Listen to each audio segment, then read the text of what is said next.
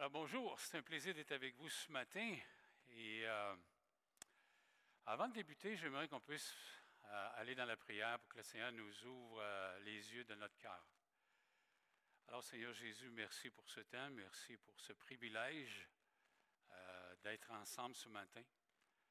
Merci pour ta parole qui est la nourriture pour notre âme. Et ma demande ce matin, c'est que ton Saint-Esprit puisse ouvrir les yeux de notre cœur pour vraiment saisir et comprendre les perles que tu as préparées pour chacun de nous. Alors, en ton nom, Seigneur Jésus. Amen. Alors, ce matin, j'ai décidé de vous partager un sujet que j'ai vraiment à cœur, la puissance de la résurrection du Seigneur Jésus. L'apôtre Paul, dans Philippiens 3,10, nous dit « Afin de connaître Christ et la puissance de sa résurrection ». J'ai essayé de trouver des images pour nous donner une idée de la puissance qui nous démontre le principe de la puissance. Celle que j'ai trouvée se réfère à la nature. Lorsqu'on pense à la puissance au tsunami, lorsqu'on voit l'eau, la masse d'eau que rien ne peut arrêter. Lorsqu'on pense à la tornade, au-dessus de 450 km à l'heure, les volcans, la lave qui en découle, ça transforme tout un environnement. Ça arrache les arbres, ça les brûle, ça détruit les bâtiments et ça tue les gens, malheureusement. Savez-vous que la résurrection est plus puissante que tout ce que je viens d'énumérer? Ce matin, on va voir 3 domaines transformés par la puissance de la résurrection de Jésus que j'ai choisis. Maintenant, sachez qu'il en existe plusieurs autres domaines. Premièrement, le premier domaine transformé par la puissance de la résurrection de Jésus se remarque chez les gens. Et j'ai choisi les disciples du Seigneur Jésus ce matin. Alors, vous vous souvenez qu'ils étaient dans la détresse, le découragement et l'incertitude à l'assurance des disciples. Maintenant, reculons un peu dans le temps. Jésus est mort. Les disciples sont cachés dans la chambre haute. Imaginez. C'est normal parce que s'ils ont tué le maître, probablement qu'ils vont pouvoir tuer aussi les disciples. Jean 19 nous dit que même les portes étaient barrées. Les disciples sont déprimés, désillusionnés. La peur et la crainte les accompagnent. C'est la faillite totale. La raison, c'est que les disciples attendaient le Messie roi, ce qui signifie la délivrance du joug et de l'emprise des Romains. Maintenant, subitement, dans le livre des Actes, on les trouve courageux, pleins d'espérance, de foi. Lorsque les chefs virent l'assurance de Pierre et de Jean, ils furent étonnés. La question qu'on doit se poser ce matin, mais qu'est-ce qui a pu les transformer? Qu'est-ce qui a pu transformer ces hommes? Excusez-moi. La réponse est simple, c'est la résurrection de Jésus. Jésus est vivant. Un auteur inconnu nous raconte d'une manière très descriptive les changements survenus dans la vie des disciples.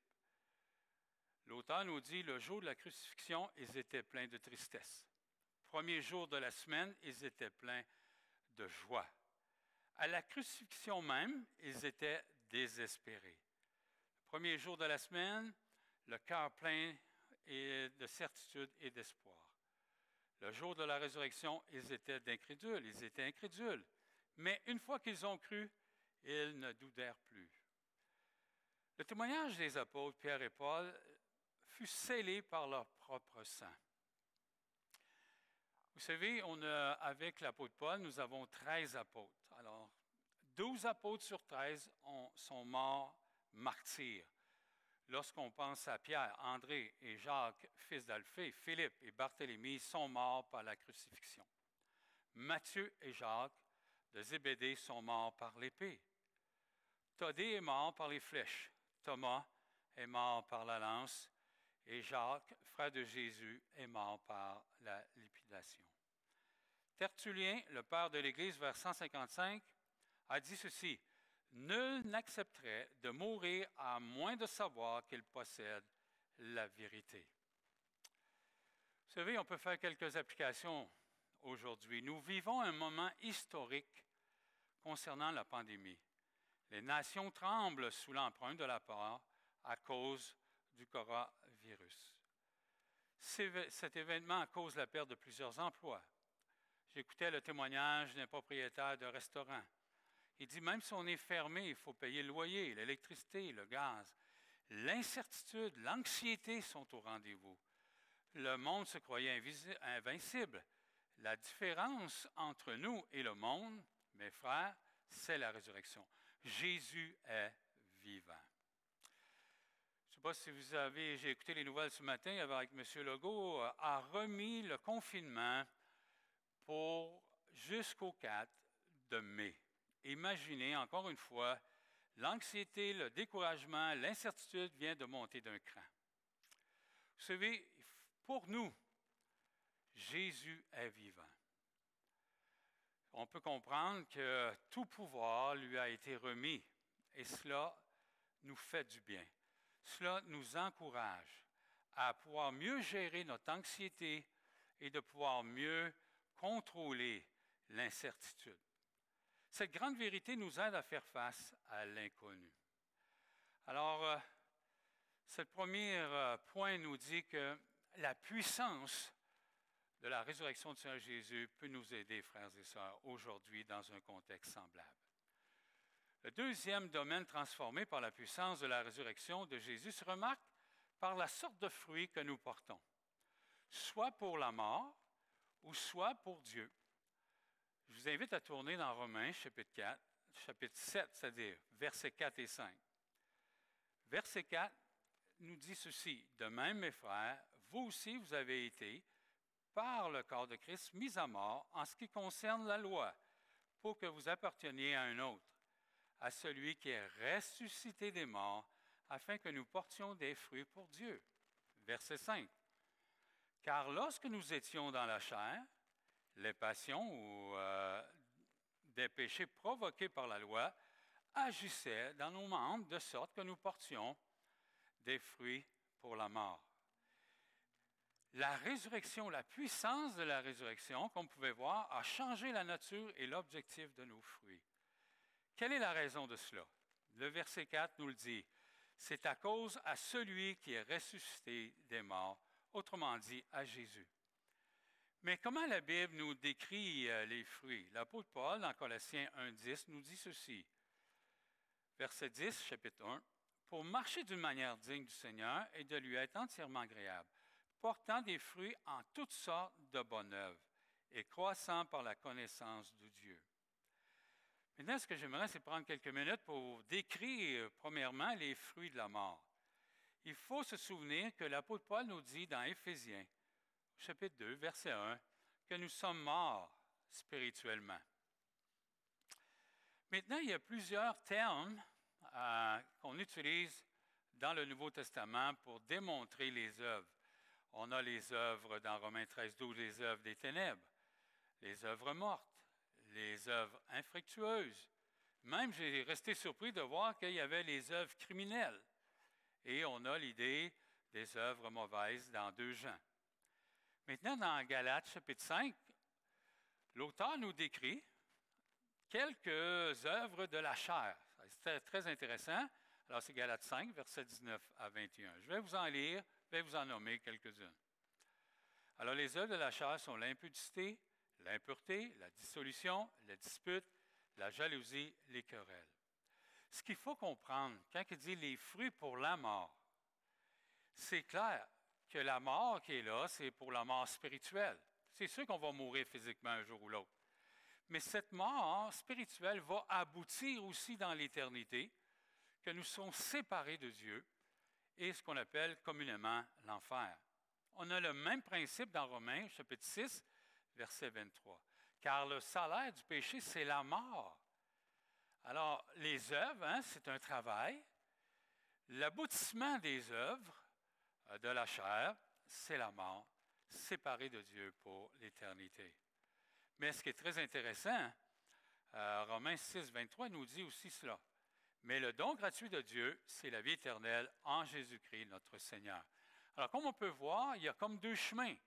Aboutissement, un va aboutir à la séparation pour l'éternité de Dieu et l'autre va aboutir à la vie éternelle. Maintenant, quels sont les fruits pour Dieu? Il est clair que la cause de ce changement, de cette transformation de fruits, c'est la résurrection, le ressuscité. Par lui, nous avons la vie. Et je suis intéressé par titre 1 à 3, des bonnes œuvres. Alors, mais le verset 3, je trouve ça très intéressant à cause de notre contexte. Verset 3, et l'apôtre Paul il dit « Rappelle-leur d'être soumis aux magistrats et aux autorités, d'obéir et d'être prêts à toute bonne œuvre. » Alors, il est clair que dans le contexte que nous vivons de la pandémie, nous devons être soumis aux autorités. Vous savez, je comprends que ce n'est pas facile le confinement. Je dois vous avouer, personnellement, là, je suis un grand voyageur, puis je suis comme confiné dans ma cour avec mon auto. Comme quelqu'un a déjà dit, l'essence est tellement basse, c'est triste de ne pas l'utiliser pour une fois qu'on pourrait se promener, là. Hein? Maintenant, personnellement, je ne suis pas habitué à tout cela. Exemple, je vais vous donner l'exemple. Quand je vais chercher la nourriture dans un magasin à grande surface, on nous donne des recommandations. Touche pas au comptoir, touche pas au panier, touche pas à l'argent, lave les légumes, lave les fruits, lave les mains. Je dois vous avouer que je ne me suis jamais lavé aussi souvent les mains de ma vie. On dirait que je reprends le temps perdu.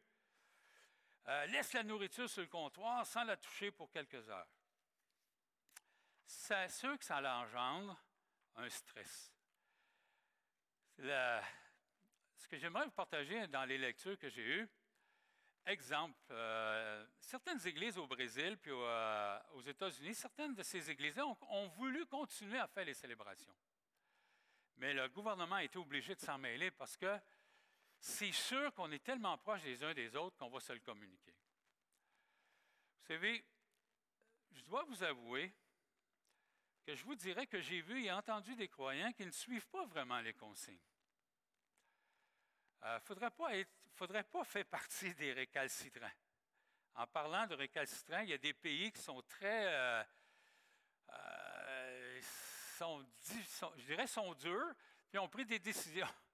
J'ai écouté le président des Philippines, il a dit là, à ses policiers, les récalcitrants, tu peux les tuer. Imaginez, là, c'est peut-être un peu trop, là, aller d'un côté. Mais il est clair, frères et sœurs, il faut être conscient, il faut être très conscient qu'il y a des vies qui sont en jeu. Alors, je vous invite, je sais que ce n'est pas facile. Puis surtout, comme je viens de vous dire au début, il vient M. Legault et le gouvernement du Québec, ce n'est pas juste M. Legault, mais c'est le gouvernement du Québec qui vient de nous rallonger de quelques semaines encore le confinement. Il faut être conscient que cela engendre déjà certains signes au niveau des problèmes psychologiques. On nous dit qu'on a déjà beaucoup plus d'appels pour les suicides. C'est pour ça que c'est important. Prenons soin aussi des uns des autres. Il faut s'arrêter, puis peut-être d'appeler les gens, comme on fait, là, on s'appelle, puis c'est bon, puis j'ai toujours des bons encouragements lorsque moi-même je fais mes téléphones. Alors, portons du bon fruit.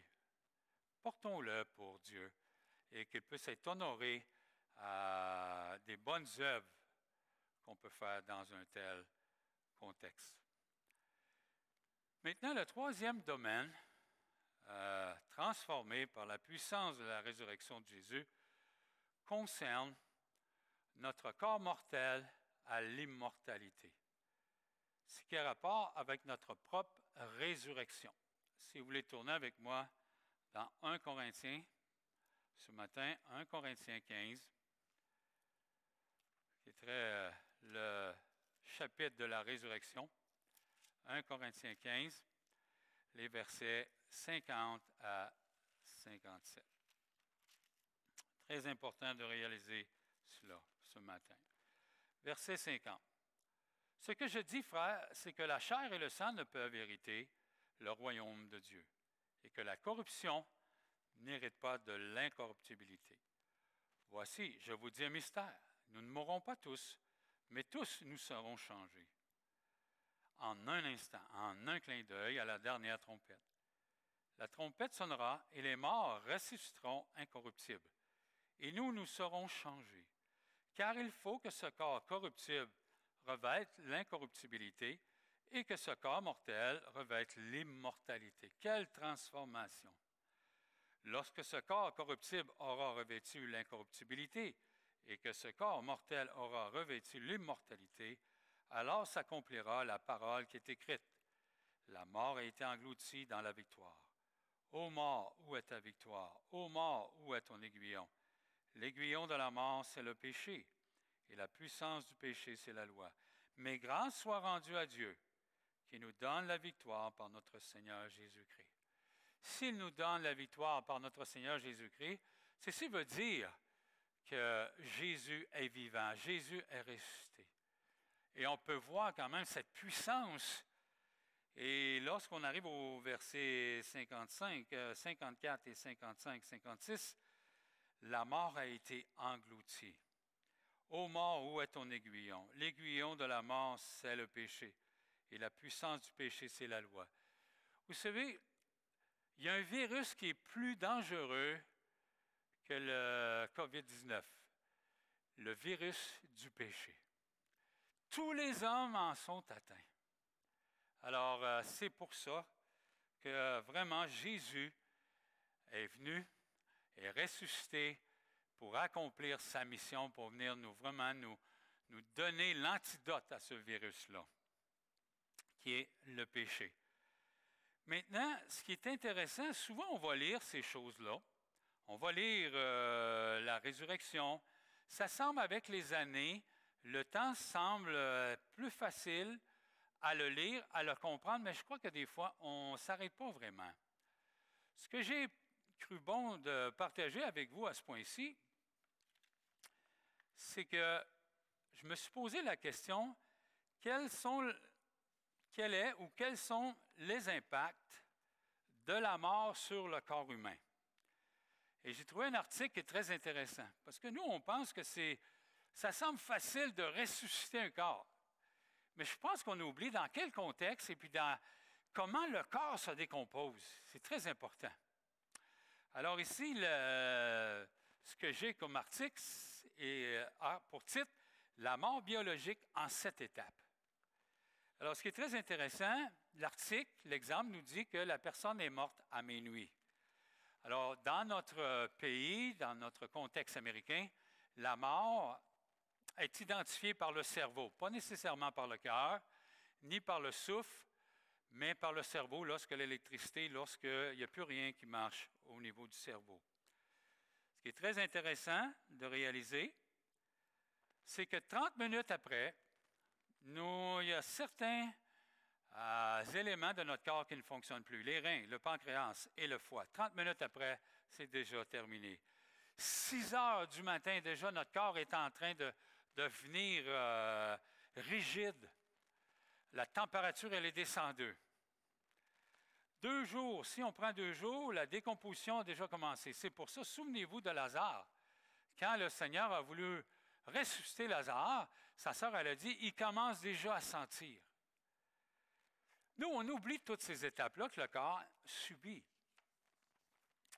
Aussi, 30 jours après, le squelette commence déjà à apparaître. Ce qui veut dire que tous les nerfs, le réseau sanguin, tout réseau est déjà tout détruit. Et puis 2 ans après, on voit déjà le squelette. Il est déjà dénudé à 100%, presque 2 jours. Alors, c'est juste pour vous dire que ça prend de la puissance pour ressusciter un corps. Remettre les réseaux sanguins ou tout réseau qui fonctionne dans notre corps. J'aime beaucoup l'exemple dans Ézéchiel. Laissez-moi tourner dans Ézéchiel. Ézéchiel 37, si vous voulez bien tourner, les versets 1 à 14. Mais je vais juste vous lire quelques versets au début pour nous mettre dans un contexte particulier. Alors, Ézéchiel, la main de l'Éternel fut sur moi et l'Éternel me transporta en esprit et me déposa dans le milieu d'une vallée remplie d'ossements. Il me fit passer auprès d'eux tout autour et voici, ils étaient fort nombreux à la surface de la vallée. Ils étaient complètement secs. Là, ça veut dire, là, il n'y avait plus rien là. C'était rendu prochaine étape, là, ça devait retourner à la terre. complètement sec. Et il me dit, Fils de l'homme, ces eaux pourront-ils revivre? Je répondis, Seigneur éternel, tu le sais. Il me dit, prophétise sur ces eaux et dis-leur, ossements desséchés, écoutez la parole de l'Éternel. Ainsi parle le Seigneur, l'Éternel, à ces eaux. Voici, je vais faire entrer en vous un esprit et vous vivrez. Et je vous donnerai des nerfs et je vous ferai croître sur vous de la chair et je vous couvrirai de la peau. Je mettrai en vous un esprit et vous vivrez. Et vous saurez que je suis l'Éternel. C'est tout un bel exemple ici. Je prophétisais selon l'ordre que j'avais reçu, et comme je prophétisais, il y eut un bruit. Et voici, il se fit un mouvement et les eaux s'approchaient les uns des autres.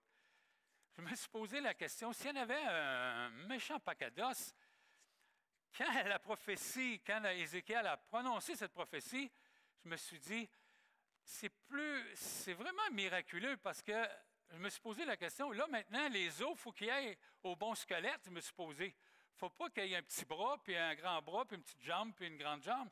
Il fallait que chaque os, chaque membre de ce squelette-là puisse arriver à sa bonne place. Et je regardais, et voici, il leur vint des nerfs, la chair crue et la peau les couvrit par-dessus, mais il n'y eut point d'esprit en eux. C'est intéressant de voir cela. Il me dit, prophétise et parle à l'esprit. Prophétise, fils de l'homme, et dis à l'esprit, ainsi parle l'Éternel de l'Éternel. L'esprit vient des quatre coins, souffle sur ses morts et qu'ils revivent. Alors, c'est un exemple que je voulais, vous savez, vous communiquer. Tu sais, on parlait tantôt des tremblements de terre. On parlait tantôt des volcans. On parlait des tsunamis. Mais aucune de ces puissances ne peut régénérer un corps mort. Écoutez, c'est incroyable de ce côté-là. Maintenant, pour nous, la résurrection de Jésus aussi est la garantie de notre propre résurrection. 1 Corinthiens 6, 14, Dieu a ressuscité le Seigneur et nous ressuscitera aussi par sa puissance. Jésus a dit, vous vous souvenez à la sœur de Lazare, tu sais, il lui a dit, si tu crois en moi, hein, on sait que la résurrection, elle va arriver. Mais Marie, elle a répondu, je crois que c'est Marie qui a dit oui à la fin. Mais Jésus lui dit, je suis la résurrection et la vie. Celui qui croit en moi vivra quand même, il serait mort. Alors, c'est important de réaliser cela. Au travail de la pandémie, vous savez, quand je regarde en Italie ou en Espagne, vous savez, peut-être qu'il y a des chrétiens qui sont morts. Peut-être qu'il y a des frères et des sœurs qui sont décédés. Peut-être qu'il y en a des gens qui vont décéder ici au Québec. J'ai resté surpris il y a peut-être quelques semaines lorsqu'ils ont dit que les gens qui étaient en danger, ce sont les gens de 60 à 90. Mais ceux qui ont plus que 70 ans, eux sont plus à risque. J'ai resté un peu surpris parce que je n'aurais jamais pensé que j'étais à risque. J'ai 63 ans. Alors, ça m'a amené à réfléchir. Est-ce que je vais y passer ou pas? Mais une chose est sûre, en examinant les Écritures, en sachant qu'il y aura une résurrection, eh bien, c'est juste une étape de cette vie à une autre. Il faut en être conscient. Alors, ceci est très important de réaliser à ce point-ci, que même si la mort vient vers nous, même si on passe dans cette étape pour passer à notre vie, un jour ou l'autre, on va ressusciter. C'est sûr que les gens nous posent toujours la question, le corps qu'on va avoir, à quoi il va ressembler. Mais il est clair que toujours dans 1 Corinthiens 15 et verset 44, on nous donne un peu quelques indices. Alors, Paul nous dit que le corps animal, le corps que nous avons, qui est contrôlé par la vie animale, qui est la nôtre dans ce monde, est limité dans bien des domaines. Et la mort va l'engloutir. Aussi, on sait très bien que si on va un peu plus loin, l'apôtre Paul nous dit que, il peut avoir été semé, le corps a peut-être été semé, méprisable. a été semé infirme, mais un jour, il va être puissant et plein de force. Alors, je me souviens, il y a quelques semaines, on a eu le privilège d'avoir un baptême. J'ai participé où une sœur était handicapée assez lourdement. Et une des choses, ce qu'elle m'a dit lorsqu'on a préparé son témoignage, et puis que je lui ai parlé qu'un jour il y aurait la résurrection, elle a dit, une des choses que j'ai hâte de faire avec mon corps glorieux, c'est pas juste de marcher, mais de courir. Vous savez. Alors, c'est un corps qui va être contrôlé, qui va être différent, qui va être immortel. C'est pour ça que l'apôtre Paul nous le définit comme un corps spirituel.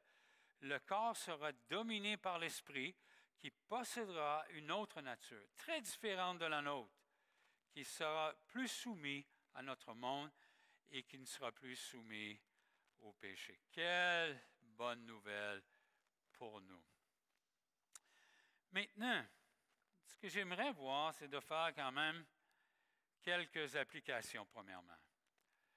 Pour ceux qui m'écoutent, peut-être pour la première fois, pour ceux qui, ce matin, se sont assis et ont cherché certains sujets de la prédication, qui ne sont pas nécessairement nés de nouveau, la question que je vous pose ce matin, sur quel chemin tu es, mon ami? Est-ce que tu es sur le chemin de la vie, sur le chemin de Dieu, ou sur le chemin de la mort? Puis qu'est-ce qui est privilégié avec la puissance de la résurrection? C'est que tu peux changer de chemin. Cette puissance peut te donner ce nouveau chemin pour te rendre au ciel et de posséder ainsi la vie éternelle. Un des versets que j'aime beaucoup est dans le livre des Actes. C'est Actes 3, verset 19. L'auteur nous dit, il parle aux gens, il dit « Repentez-vous et croyez en Dieu ». Alors, l'idée est celle-ci de se repentir, c'est de reconnaître qu'on est sur la mauvaise voie. On a parlé d'un chemin qui mène à la mort. Est-ce que tu reconnais que tu es dans ce chemin-là ce matin? Si oui, bien, le texte nous dit de croire en Dieu. Qu'est-ce que cela veut dire? Il y a une différence entre savoir que Dieu existe puis de mettre toute pleinement sa confiance en Dieu. Dans l'aspect pratique de cela, c'est de dire Dieu a envoyé son Fils unique, son seul Fils, pour mourir sur la croix, pour nous délivrer du jugement, nous délivrer de l'emprise du péché. Alors ce matin, tu peux avoir cette délivrance. Et je t'encouragerais aussi, on a un peu de temps, beaucoup de personnes ont du temps à la maison. Pourquoi pas lire les évangiles? Pourquoi pas lire la vie de Jésus, de trouver tes propres réponses par toi-même à certaines de tes questions? Alors ce matin, je t'encourage. Mais il y a une bonne nouvelle. La puissance de la résurrection peut t'aider à changer de chemin et d'avoir la vie éternelle. Puis quand on dit la vie éternelle, ce n'est pas une vie temporaire, c'est pour l'éternité. Au travers de la pandémie, on entend très souvent le terme essentiel. Je ne sais pas pour vous, mais on nous répète, si on doit sortir, c'est mieux de marchons, c'est essentiel de se tenir à 6 pieds. Si on revient à la maison, c'est essentiel de se laver les mains. Et le confinement est essentiel, restons à la maison. Mais n'oubliez pas que la puissance de la résurrection est essentielle à notre salut. Que ces quelques paroles ce matin puissent vous encourager, puissent, au travers de cette pandémie, de vous donner du courage. Alors, je termine en vous encourageant de ne pas oublier que Jésus est vivant et que toute autorité lui a été donnée dans le ciel, sur la terre et sous la terre. Alors, on ne sait pas comment ça va se terminer, cette pandémie. Combien de temps elle va durer? Mais sachez que Jésus est avec nous, il nous accompagne et soyez à l'aise de prier, soyez à l'aise de lui parler, soyez à l'aise de lui partager vos états d'âme. Alors, je remercie le Seigneur de me permettre de vous partager ces paroles ce matin. On n'oublie pas, Jésus est vivant. Alors, bon dimanche, à la prochaine.